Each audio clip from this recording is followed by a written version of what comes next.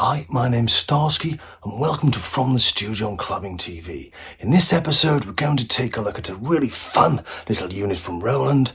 It's the Roland SH-4d.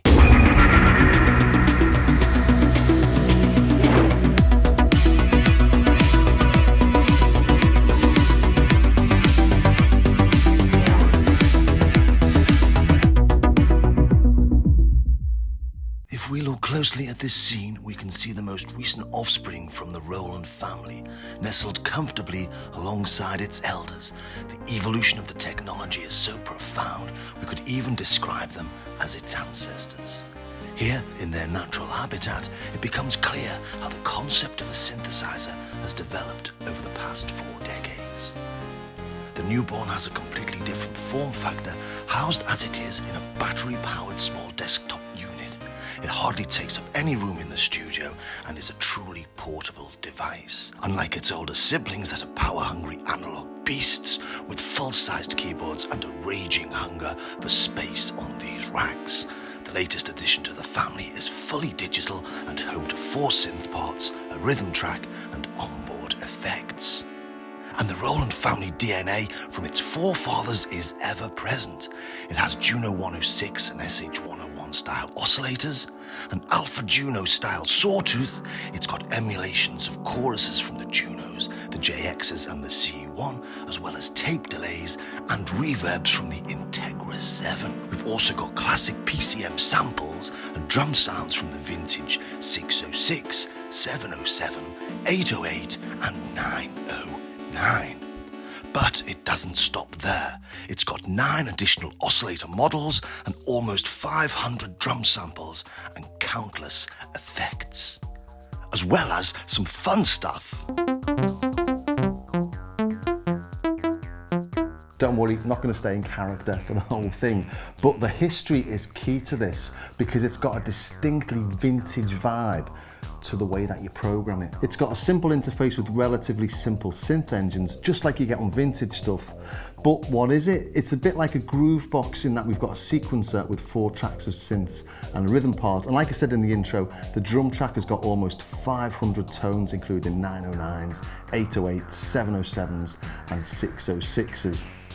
But for me, the most interesting part of this is the oscillator section because that's got 11 different oscillator model types. So let's take a look at that first.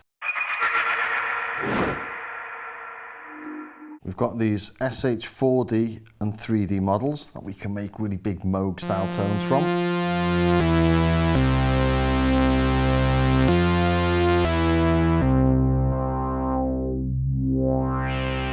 We've got a wavetable for old school PPG style digital tones. Got ring mod for ring mod tones. It's always a bit harsh. Got this cross FM one for FM style tones. Get really nice rich bass tones out of that. Got sync for those sync style tones, obviously.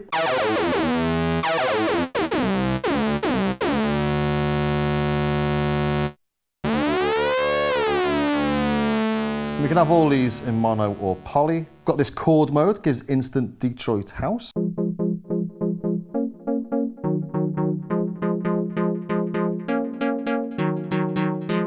We can also draw our own oscillators.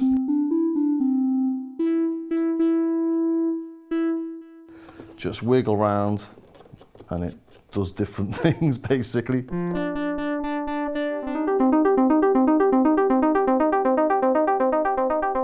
So there's loads of flexibility in that to do what you want really. And then we've got this PCM wave mode, which is pure full-on 90s. And we've got 53 different waveforms in there, all very synth-based sounds. And the most surprising thing to me was the SH-101 and the Juno 106 emulations. Well, because I wasn't expecting it, but also the really nice addition. An SH-101 in good condition will cost you around £1,000 minimum. And I say in good condition because they're really hard to get hold of in good condition, because back in the day they were seen as worthless, and once they broke they were thrown away, and they did break because the plastic things. A 106 is going to cost you over £1,500. So to have emulations in here, it's just really cool little thing to have. So I think we'll take a deeper look at them. Here's the SH-101 style oscillator, and we can see we've got 4 sliders for the pulse, sawtooth, sub, and the noise. Here's the SH-101 oscillator. We've got the square, we've got the sawtooth, we've got the sub, and we've got the sub type with the noise, just like we've got on the SH-4d. And all the knobs, sliders and buttons do something slightly different on each of the oscillator models. On this, we can see the buttons here are changing the pulse width from manual to LFO. And we can change the pulse width to LFO here. We can also switch it to envelope, which we can do on the SH-4d inside the mod matrix, but won't go into that here. But it all looks very familiar. That sounds like an SH-101.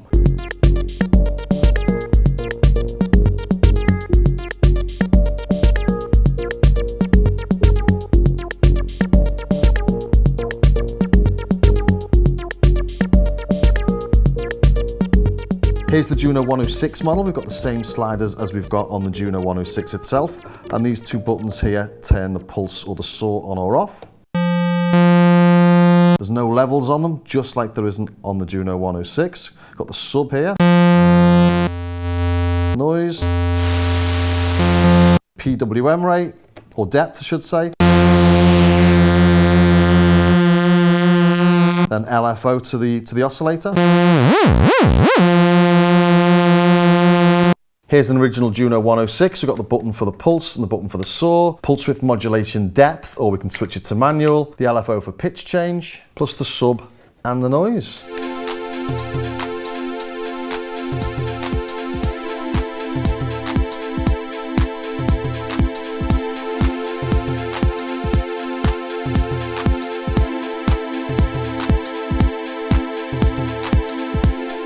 And I'm not saying they're identical because they're not. The filter's different. The filter on the SH-4d is an SH-4d filter, and that's the same filter used on all the different oscillator models. So it's not identical, but it does give you the same sort of feel. It gives you the same limitations that you'd have on a 106 or an SH-101, which means you make the same sort of sounds that you make on the SH-101 and the Juno 106. But it's also got in here an Alpha Juno style oscillator, and the Alpha Junos were famous for making the hoover sound. Let's try and make a hoover patch from scratch. So model, we will go to SH-4d. We'll turn that to the Juno wave.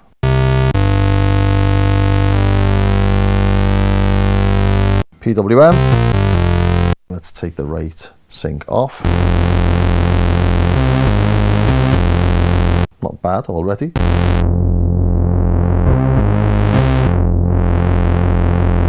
The hoover tone's also got an envelope on the pitch, so if we go into the mod matrix, filter envelope, put that onto the pitch.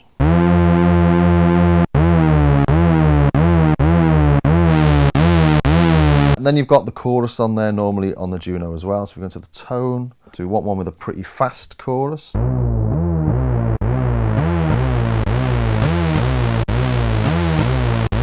Let's add a delay to that.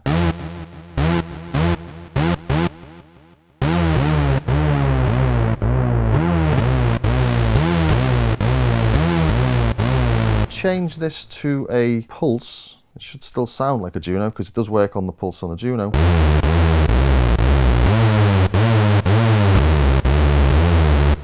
And it does. It's not bad, that is it?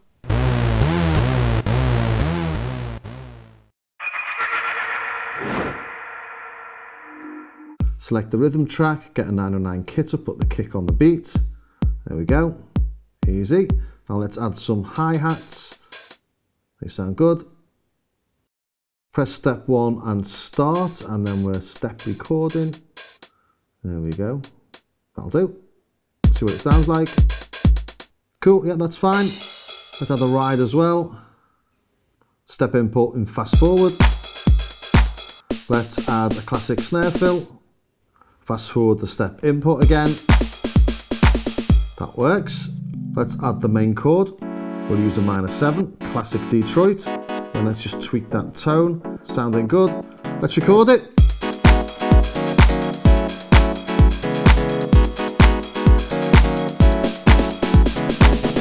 Go to track 2 and load the bass.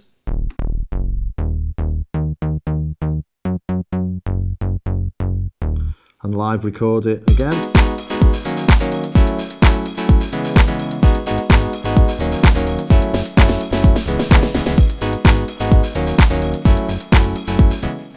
Starting to sound like a track, so let's add the dodgy 80s strings.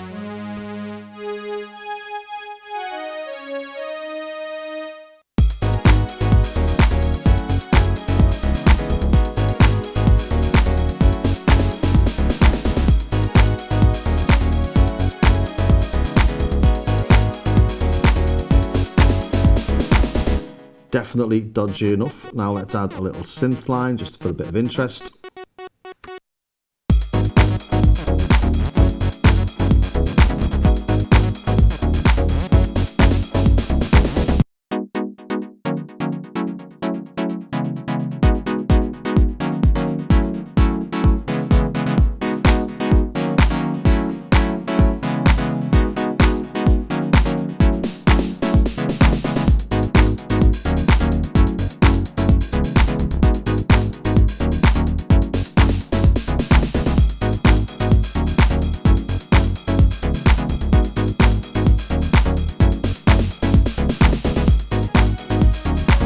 So yeah, it's that simple, but what are my overall impressions? Well, if you take a look at my YouTube channel, you'll see I've done a fair few videos with this already, and that's because I've had so much fun with it. I think it's a great little thing for 600-ish euros. It's lightweight. I mean, this, you can put this in a bag. It's got a battery compartment. It takes 4 AAA batteries. It's just a really nice little thing, and if you like tweaking your tones, you like getting hands-on with stuff, this is absolutely ideal. And don't forget, you get 4 synths and a drum machine in here. So it's an awful lot packed into a small space. And yes, it's not analog. And yet, Roland get loads of grief for not reproducing analog synths, like Behringer are doing their analog synths, aren't they? And doing the drum machines, and Roland are sticking firmly to digital. But for something like this, it just doesn't matter. It's about having fun, stick it in your bag, going to your mates, playing a gig, and just messing around. So, I mean, I'm a big fan of it. Take a look at my YouTube channel if you're thinking of getting one of these, because I've got everything you could possibly imagine covered on there, I think. Well, I hope you enjoyed that, and if you did, don't forget you can catch it whenever you like on our Clubbing TV official YouTube channel on the From the Studio playlist. And if you've got any questions, drop them in the comments and I'll see what I can do to answer them. So see you in the next episode of From the Studio.